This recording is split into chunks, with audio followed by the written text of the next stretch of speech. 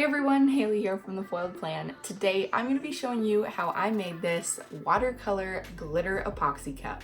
It took a little bit longer than I was expecting, but I think it was totally worth it because in the end it turned out super cute. Now I would say that this is slightly more advanced than just a plain glitter epoxy cup, so if you've never done a cup before, maybe start with something like that, and if you're unsure of that process, just let me know in the comments below if you'd like me to make a tutorial on how to do that. But for now, I'm going to show you how I made this cup. Let's get started. First things first, you want to make sure you're in a well-ventilated area. I'm working in our workroom and the windows are not that large, so I'm also wearing a respirator mask. Now I'm going to take my Magnum wine bottle, a piece of a pool noodle, and that's going to be my stand to put my cup on. Now you'll notice this cup has an orange lid. I actually switched it out for a pink lid later on, but they're the same cup, so it worked. Now I'm also going to be using the Rustoleum paint and primer, which is a 2-in-1, as well as the semi-gloss clear coat.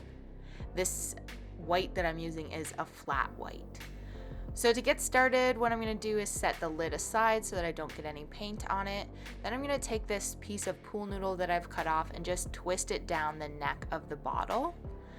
And then you'll notice that there's a bit of a gloss on the cup, so you want to take care of that so that the paint adheres to it properly. So I'm just taking a really light grit sandpaper and just giving it a light buff all over the cup, including the bottom, just to get rid of some of that gloss.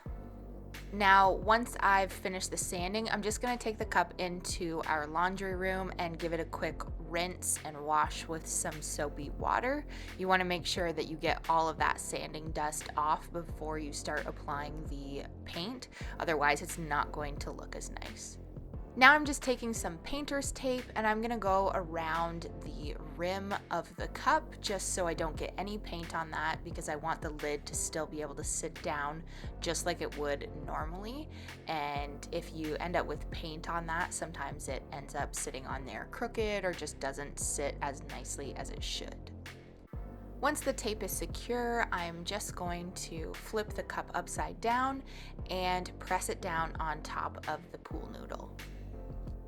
The next little word of advice that I want to give everyone is to read your spray paint instructions. I am 100% guilty of just shaking up my spray paint, taking the lid off, and going to town, and that's when I end up with awful run lines and just like build up in weird places and not the nicest coverage. So read the instructions on your spray paint and follow them to a T. It usually suggests that you spray at least 10 to 12 inches away from your item, and then also letting it sit for a few minutes in between coats. So just make sure you follow whatever instructions are located on your spray paint. Now, even though I'm working in our workroom and it's not nearly as glamorous as my craft room, I still didn't want to get spray paint everywhere, so I went and grabbed some of the foam board that I have in my craft closet just to sort of protect the toolboxes that we have and the wall from ending up completely covered in spray paint. So I just set those up, and now that I've read my instructions, I am ready to get started with spray painting. So after shaking my can vigorously, I took the lid off and began spray painting. I went in even back and forth motions, making sure to overlap each stroke slightly, and I stayed about 10 inches away from my cup the whole time. Now, I'm normally one of those people that just likes to spray a whole bunch at once and be done with one coat, but for the most even application, I ended up doing this in light coats, and I did 3 coats altogether. So just make sure that you leave a couple of minutes, like I would say probably 5 or 6 minutes in between coats before you add the next one. And this particular paint takes 20 minutes to dry to the touch. So after my third and final coat, I let it sit for 20 minutes and then I was ready to move on to the next step. Also, make sure you don't forget to spray the bottom. Okay, now that my cup is dry from the spray paint, I've brought it back into my craft room and I'm ready to start the alcohol ink process. You'll notice I'm still wearing my respirator mask, and that's because I could still smell the paint fumes from earlier even though my space is ventilated, and I also had another cup spinning on one of my turners at the time, so it's just better to be safe than sorry. The last thing I want when I'm making a cup is to pass out because of fumes. So just be safe, guys. All right, so for the watercolor effect, I'm going to be using these alcohol inks. I purchased them at Michael's. They come in a pack of 3 and they're from the brand Brea Reese. I think that's how you say it. They're nice and small little bottles. You don't need much for this process. So I am actually using the blush color, which is the pink one, and the lavender color, which is the purple one, for obvious reasons. And I'm also using these little dollar store makeup sponges. Now you can just put the alcohol ink right on the cup, but I wanted a little bit more control over my application, so I'm just taking the lid off the alcohol ink, and sorry it's a little bit out of frame, but I'm just putting a little bit of the ink in the center of the makeup pad, and I'm just going to sort of do some stippling motions, and it kind of looks like polka dots right now, but once we've got all the color on and we do the next step, you'll really see the watercolor effect. And now I'm just going to do the same thing, but this time with the blush pink color, and I'm just going to go through and fill in the white spots. And it's okay to overlap your colors, just sort of place the little dots of alcohol ink wherever you want to, and make sure you don't forget the bottom of the cup. Now the next part is how we end up with the watercolor effect. So I'm just taking my spray bottle of rubbing alcohol and just spraying it in random places all around the cup. Everywhere you spray the alcohol ink, that color is gonna lift and you're gonna end up with some really neat cells. Then the colors start to sort of blend together, and that's how you get the watercolor effect. You can spray as much or as little as you want, just have fun with it. It's a totally random process, and it's just a fun way to get creative. If you feel like you need to add more color, just go ahead and get your makeup sponge back out and do some more stippling with the alcohol inks. Or if you really, really want some potent colors, just drop the ink right onto the cup. This is what the cup looks like once my watercolor process is finished. And now we're ready to seal it before we start the epoxy layers. Now I'm just going to take my cup back into the workroom, and I'm using the Rustoleum semi-gloss clear sealant. You apply the same way you do the paint, only this time I only did 2 coats because it's just a top sealer coat. I'm not trying to mask anything underneath. Now I'm bringing you over to my cup turning station because we're ready to apply the first of 2 epoxy layers. So for this process, of course, I am still wearing my respirator mask, and now I'm going to get out my supplies. So the epoxy that I'm using is a 2-part resin epoxy from Envirotex Lite. I picked up this particular small box from Michael's. I'm also going to be using some rubber gloves. You want to make sure you have gloves on for this procedure because you are working with a chemical and it can burn or irritate your skin. Now there are many different ways to apply epoxy, but for today I'm going to be using my silicone measuring cup from Auntie Tay, and I'm also using my silicone mat from Auntie Tay. It's a nice way to protect your surface. And then also I find with the spinet, you kind of have to tilt it up a little bit, so I always put a couple of popsicle sticks underneath the end just to keep it slightly tilted. And that is a trick that I learned from one of my awesome followers. Now I'm going to take the lid off of my cup, and I'm going to take some electrical tape. You can also use painter's tape, whatever kind of tape you have on hand. Now I will say electrical tape is pretty tricky to get off the cup, and you're only leaving it on for the first 2 hours of the cup turning on the spinner. So you have to be careful when you do take it back off, just because the epoxy is still in that sort of like tacky wet stage after 2 hours. So just like I said, be careful when you're removing it. But you're going to take that tape and then you're going to wrap it around the top of the cup. Again, you don't want any sort of epoxy getting on this section of the cup. Just like when we were spray painting, we wanted to protect that area so the lid screws back on perfectly. Before we actually put the cup on the spinet, you want to make sure you've got everything tightened, because the WeRMemoryKeepers spinet does have a tendency for the arm to fall off. But in order to prevent that, just make sure that you've twisted the far end so that it's in the lock position. Then you can start to adjust the piece on the other end of the spinet to secure the cup to the arm.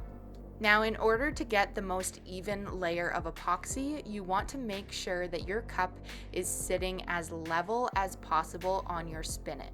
So I like to kind of take a step back and look at the spinet and make sure, see, as you can see there, it kind of tilts up once it hits that part in the rotation. So I know I just need to slightly adjust my cup.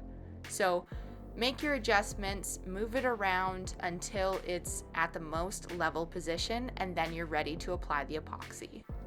So epoxy resin is a two-part chemical. So you have one bottle that is your resin and the other bottle which is your hardener, and it's a 1-to-1 ratio.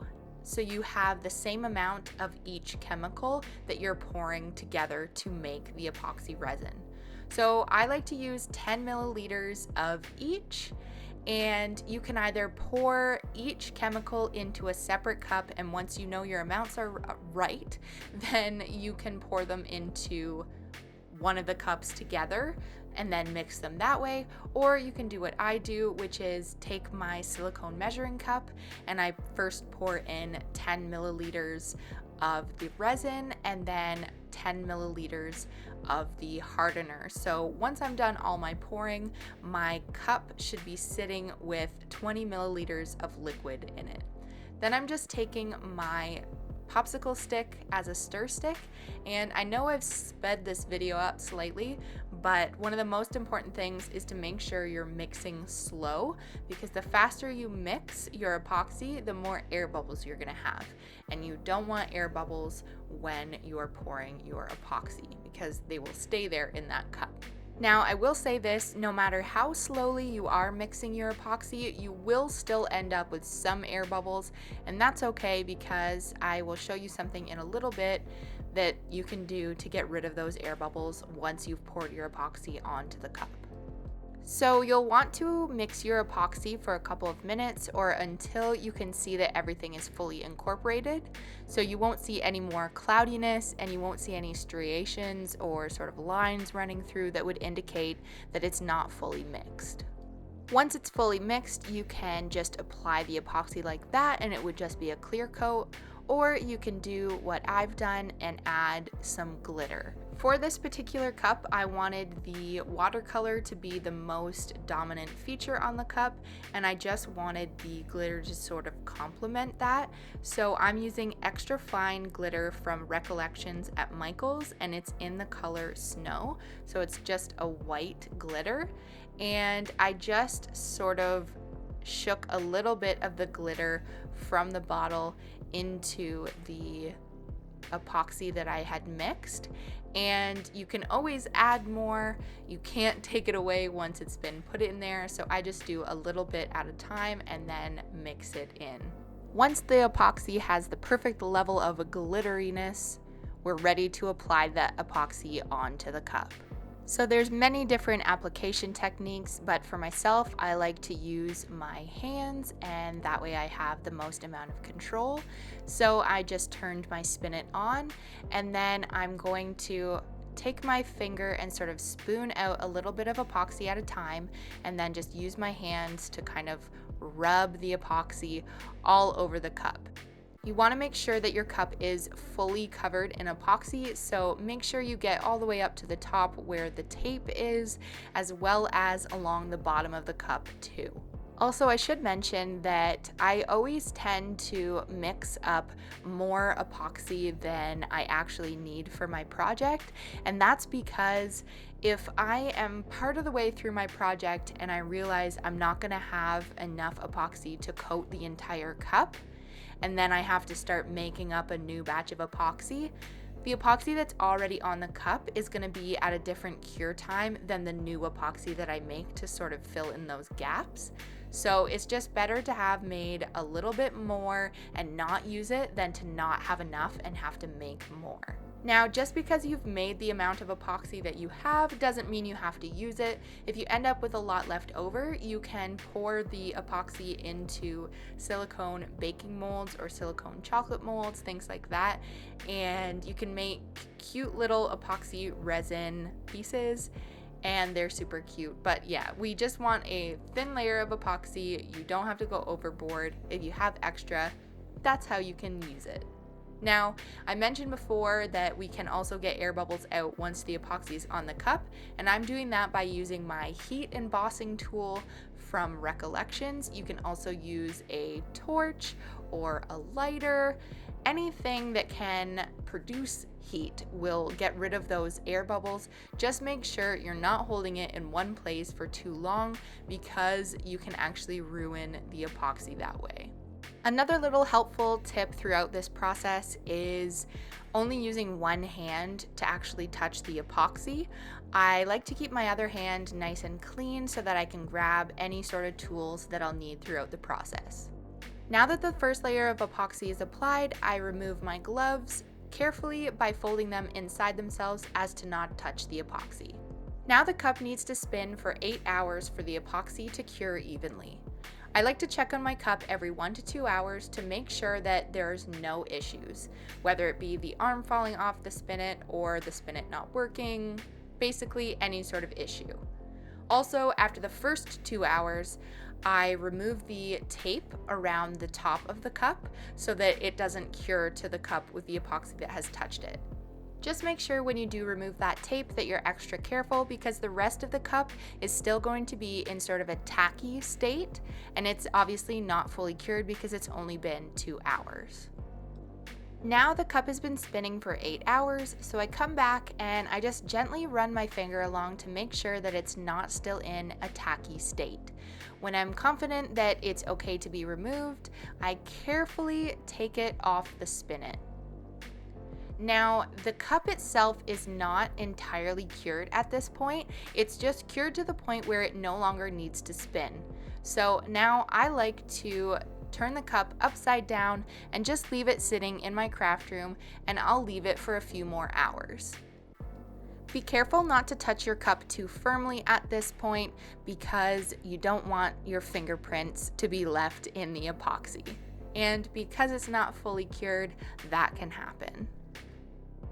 Now that I've let my cup sit for a few more hours, I've come back the next day and I can feel that it's not tacky to the touch, so it's fully cured.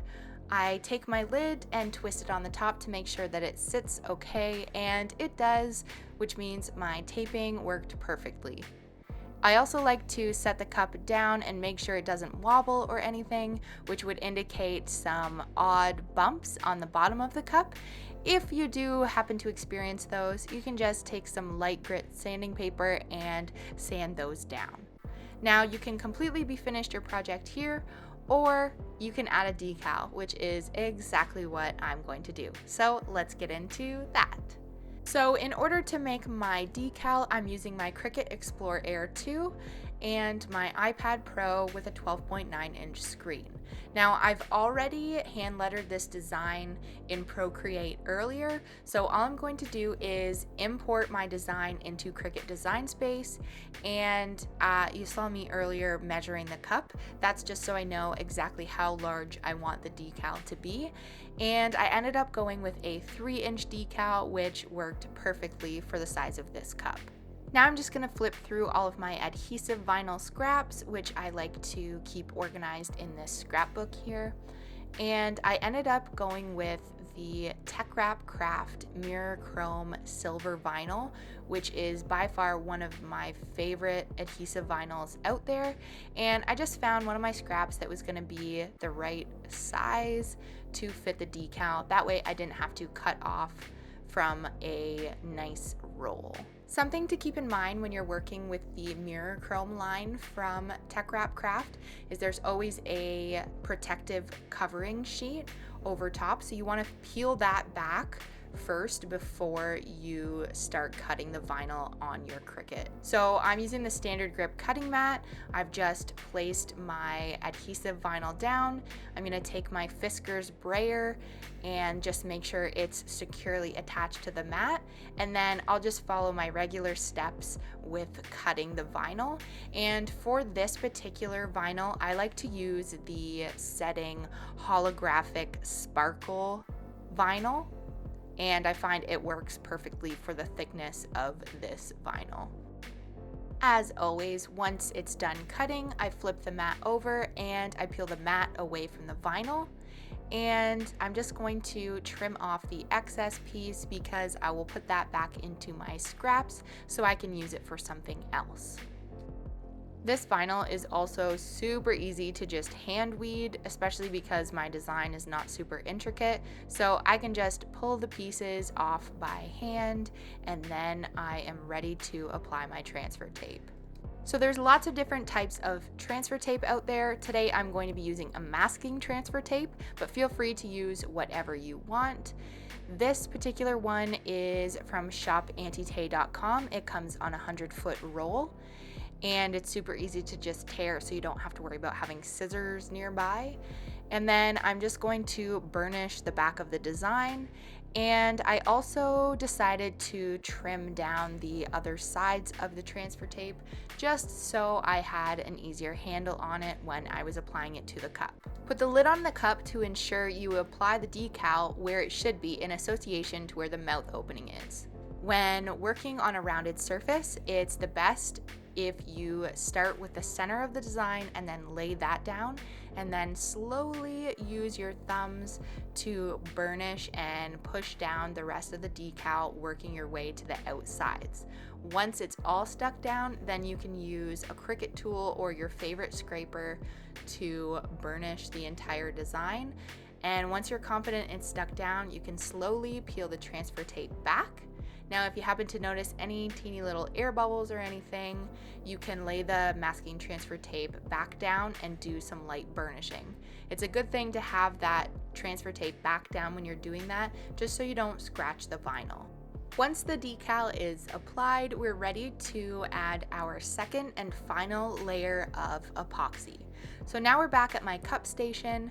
So I'm just going to basically do the exact same process I did when I applied the first layer of epoxy, but this time I'm not going to add any glitter because I don't want the glitter to be on top of the decal and take away from that sort of mirror chrome look.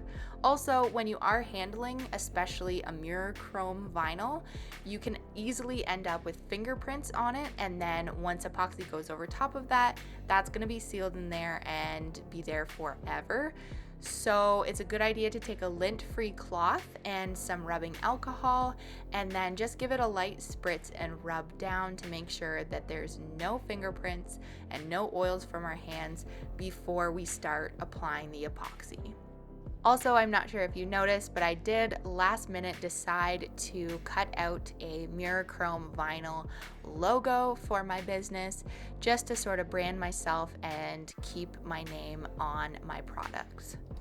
As I mentioned, we're using the exact same process for applying the epoxy. We're just not doing the glitter. So I'm going to super speed up this process, and then I will check back in with you guys shortly. So now my cup has spun for about 2 hours. I'm just coming back to it, and then I'm going to remove the tape around the edge. Once I've removed the tape, the cup will continue to spin for about 6 hours, and I will just, again, keep an eye on it every hour or so to make sure that there's no issues.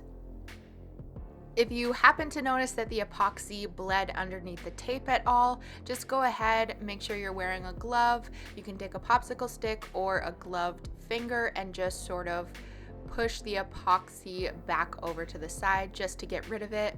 This is what it looks like. You might see a little bit of it. You can see the glossiness, and you just want to make sure that the cup's lid is still going to sit on there perfectly fine. So just make sure that there's no like strange bumps or buildup of epoxy around the edges. Now that the cup has spun for 8 hours, I gently touch the cup to make sure that there's no sticky parts, and I know it's ready to take off. So I gently remove the cup from the spinet. I turn it upside down, and again, I just let it rest on the table for the next few hours to complete the curing process. Now it's been a few hours, the cup has had time to sit and cure fully, there's no more tackiness. I've put the lid on and it fits perfectly. Everything is sealed, there's no bumps, it's all smooth, and you've got yourself a DIY watercolor glitter cup. What do you guys think? I personally love the way that it turned out. Well guys, I hope you enjoyed this tutorial on how I made this watercolor glitter epoxy cup. If you have any questions, as always, drop them in the comments below and I'll get back to you as soon as I can. Just before I go, I want to mention that I recently created a crafters support group on Facebook. So if you're interested in joining that, I'll put the link in the description box below. It's basically just a safe place for everyone to ask their questions. It is a closed group, so I do have to approve you to be a part of the group, and it's just a safe place where we can all help each other create a nice crafty community, and you guys can also help each other out because I 100% do not have all of the answers. I may look like I have it all together, but I'm telling you that is not the case all the time. But yeah, if you guys want to check that link out, I'll put it in the description box below, as well as the rest of my socials. You know the spiel. Also, I have something rather large that is launching on October 1st. So if you want to stay updated, make sure you're following me on Instagram so you don't miss that. Anyways, guys, that's all I have for you today, and that's all I'm gonna say. Bye!